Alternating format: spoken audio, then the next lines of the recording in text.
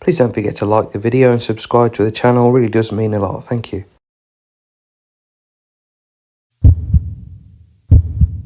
At the time of her mysterious death in November 1850, Becky Swan was well known locally as a teller of fortunes and a witch.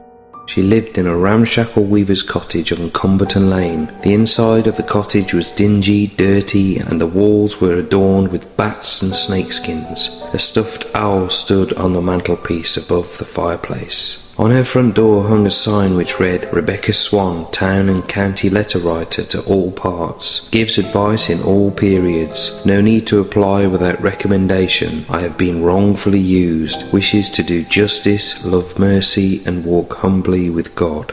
She was disgruntled, feeling she had been wrongfully used after being found guilty of obtaining money by false pretences. She was convicted of hoodwinking a servant girl out of some money and sent to prison for the offence. The sentence was passed. She issued a chilling prophecy, stating that the judge who sentenced her would be dead by the time she was released from prison. Legend has it he died a few days after the doors to Becky's prison cell were slammed shut behind her. Many locals crossed her palm with silver, wishing to know their future. She was also especially adept at recovering stolen property.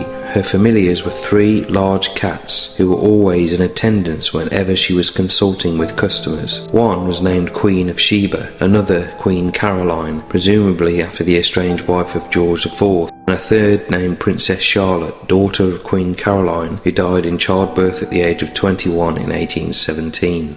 Whilst with a customer, her cats would fuss around her shoulders, purring, allegedly conveying messages to her from the spirit realm. Descriptions of Becky say that she had elf locks, a haggard face, a hooked nose, and wild eyes, all of which seemed to lend credibility to her craft. Her claims to be adept at recovering stolen property were somewhat undermined, however, when she lost 12 half-crowns and several gold rings, and her divining abilities did not enable her to find them. In one account, she is labelled an arrant rogue, a confederate of thieves, someone who played the game of restitution of lost property in collaboration with local rogues. A family lost their donkey, so visited Becky to seek her counsel. She listened to their story, consulted her cats, and said Neddy would return the following afternoon. The following day the donkey was found. A gypsy apparently discovered Neddy roaming on Hartlebury Common. He returned the donkey to its owners and stood expectantly in the hope of gaining some reward for his time and trouble.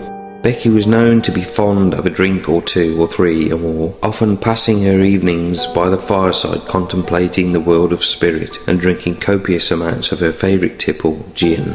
On occasion she would emerge from her cottage the following morning, her face bruised and covered in scratches, which she attributed to her late-night struggles with devils, demons and witches. A tale by folklorist Edward Corbett describes the appearance of a large black cat, apparently so feral that even the local dogs trembled at the sight of it. The cat was seen scratching at Becky's front door, and when she peeked outside to see what all the fuss was about, on seeing the cat she turned pale. The cat slinked inside and Becky closed the door behind it. The next day the cat was seen roaming the streets, but then suddenly disappeared. Locals became aware that Becky too had not been seen for some time, and a few of her neighbours knocked at her door, but they elicited no response. Becoming concerned for her welfare, they broke down the door. When they looked inside, they were greeted with the following eerie scene. The cat was sat on the rug in front of the fireplace. Beside the cat was what remained of Becky Swan, a few fragments of scorched clothing and a pile of ashes. Witnesses reported that there was no smell of smoke or burning, and no further evidence of fire. On being disturbed, the cat shot up the chimney and was never seen again. One thing is certain, one murky autumn evening in November 1850, the age of 72, Becky Swan met her end. The following morning her body was discovered, partially burned, her clothes sodden with gin. The circumstances of Becky's death have long been a source of debate. Was she the victim of spontaneous human combustion, or a gin-soaked drunk who'd stumbled into her fireplace?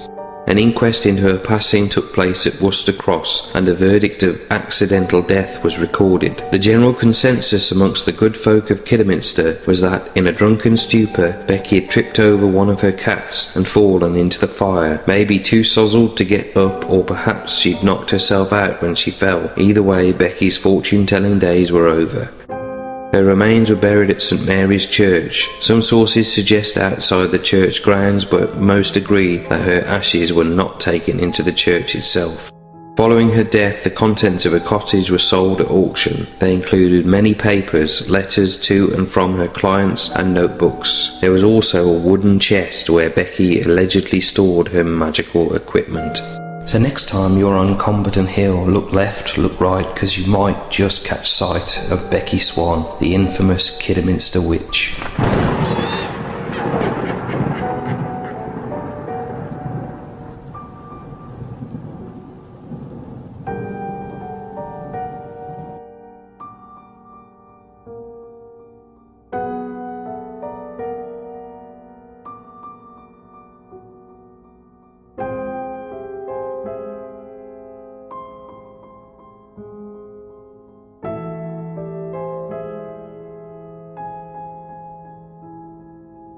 you.